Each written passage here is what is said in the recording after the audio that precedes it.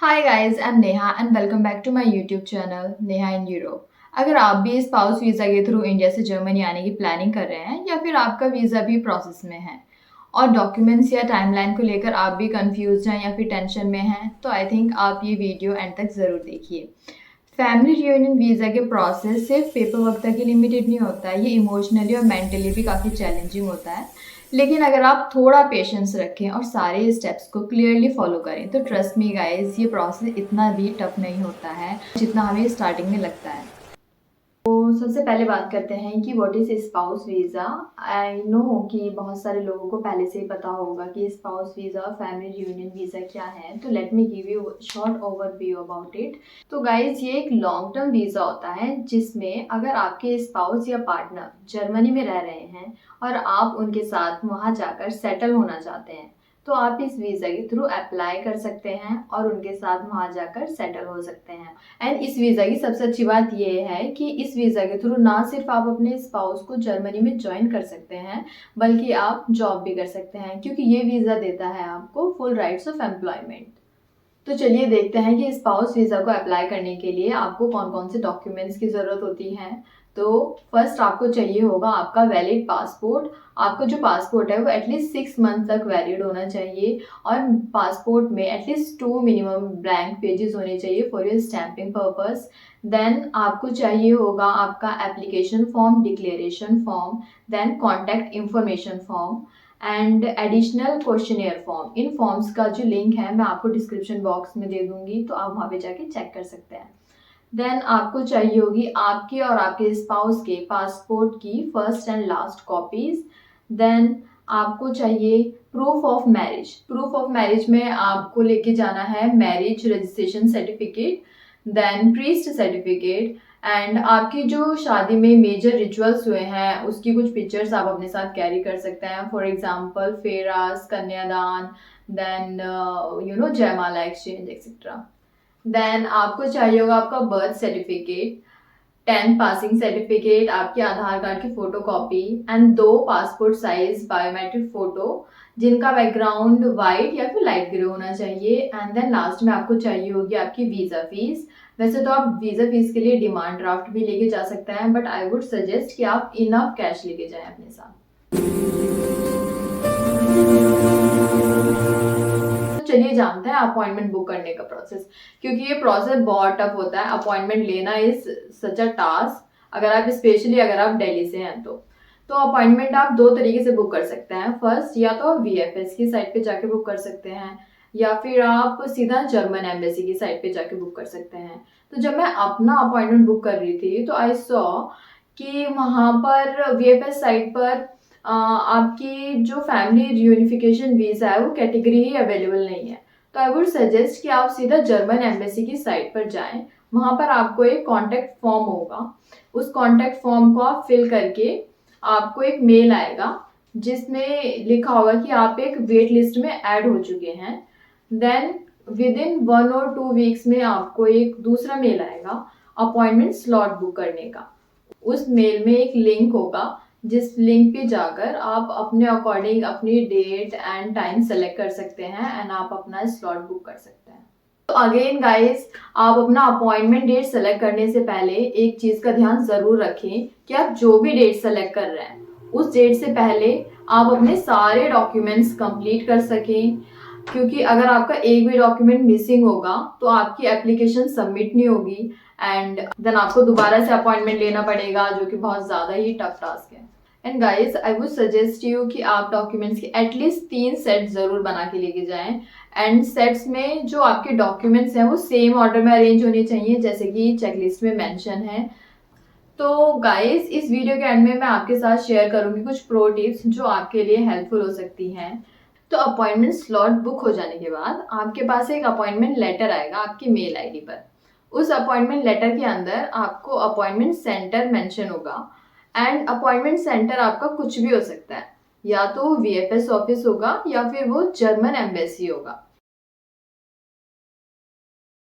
Guys, आप अपने appointment time से एटलीस्ट 1 घंटा पहले जाएं एंड अच्छे से प्रिपेयर होके जाएं, क्योंकि अंदर आपको 4 से 5 घंटे आराम से लग सकते हैं। एंड अपॉइंटमेंट सेंटर पे पहुंचने के बाद वो आपसे आपका appointment letter and passport check करेंगे एंड आपको एक टोकन नंबर देंगे। टोकन नंबर लेने के बाद आपको अपने टोकन नंबर का वेट करना है एंड जब आपका टोकन नंबर स्क्रीन, वहाँ पे ना बहुत सारी स्क्रीन्स लगी होती हैं एंड वहाँ पे आपको अपना टोकन नंबर दिखेगा और आपका अपना काउंटर नंबर भी दिखेगा।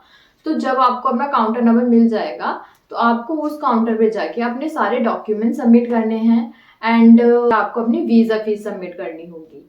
वीज़ा फीस सबमिट करने के बाद अगेन आपको 2 से 3 घंटे वेट करना होगा अपने बायोमेट्रिक के लिए एंड अगेन सेम प्रोसेस होगा। आपका टोकन नंबर एंड बायोमेट्रिक का जो काउंटर होगा वो स्क्रीन पे आएगा सामने।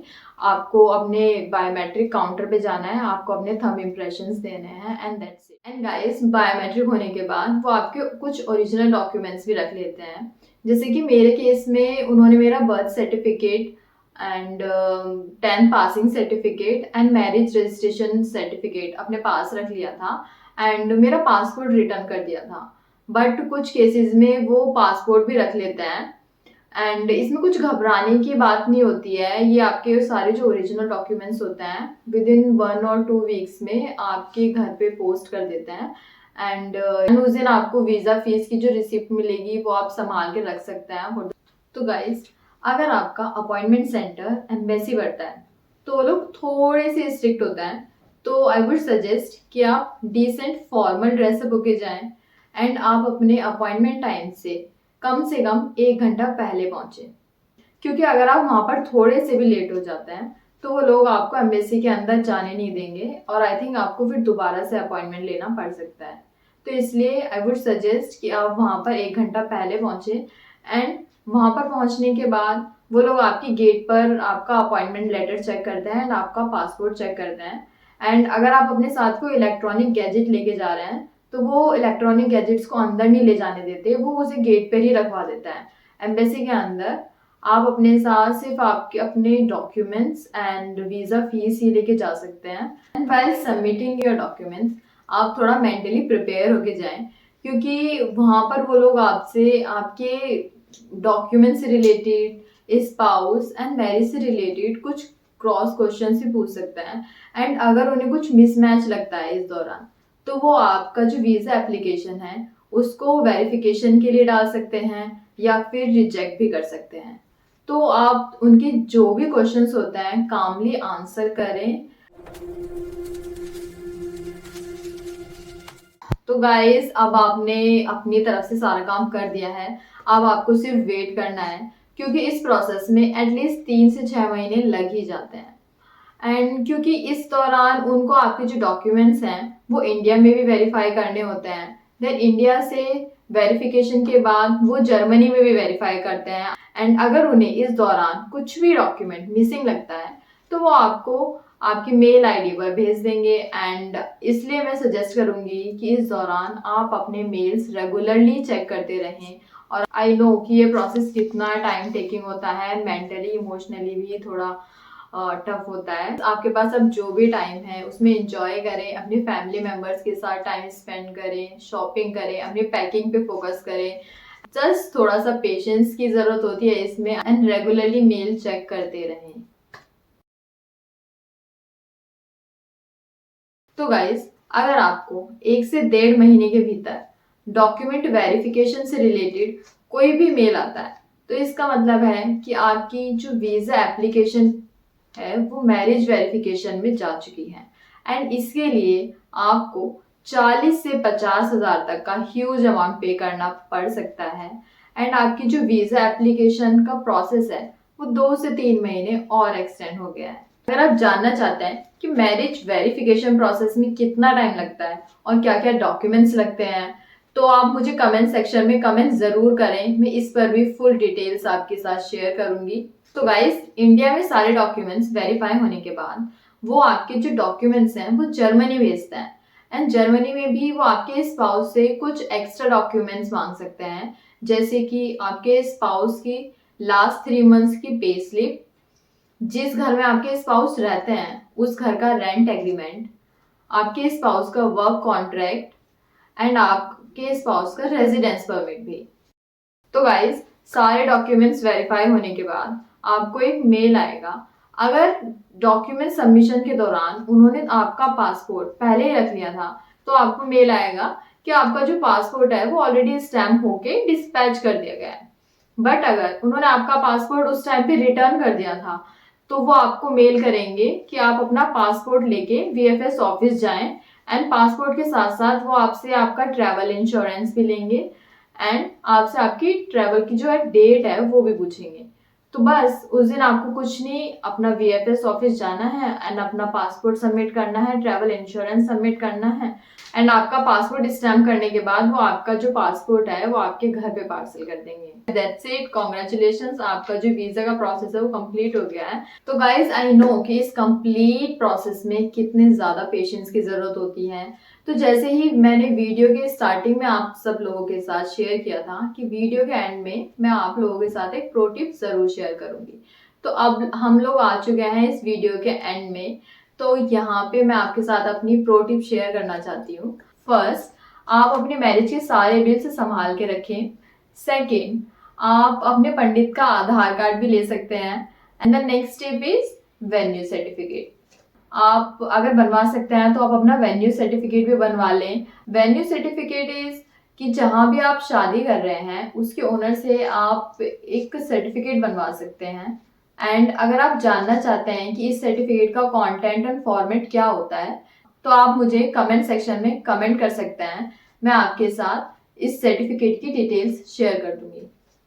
अगर आपका वीजा प्रोसेस बहुत ज्यादा डिले हो रहा है तो उसका फॉलो अप आप कैसे कर सकते हैं। अगर शुरू के 4 महीने में एम्बेसी से आपको कोई भी मेल या कॉल नहीं आता है और आप फॉलो अप करना चाहते हैं तो मैं आपको सजेस्ट करूंगी कि आप जर्मन एम्बेसी की साइट पर जाकर वहां पर एक कॉन्टेक्ट अस का सेक्शन होता है, उस सेक्शन में जाकर आप अपनी सर्विस रिक्वेस्ट रेज कर सकते हैं। सो गाइज, अगर आपके अब भी कुछ डाउट्स और क्वेश्चंस रह गए हैं जो मैं इस वीडियो में कवर नहीं कर पाई हूँ तो आप मेरे कमेंट सेक्शन में कमेंट कर सकते हैं। मैं ट्राई करूंगी सारे कमेंट्स का आंसर करने का। So thank you guys for watching my video till the end. अगर आपको मेरी वीडियो थोड़ी सी भी हेल्पफुल और इन्फॉर्मेटिव लगी है तो मेरे चैनल को सब्सक्राइब करें और वीडियो को लाइक एंड शेयर करें उन सभी लोगों के साथ जो जर्मनी आने का प्लान कर रहे हैं।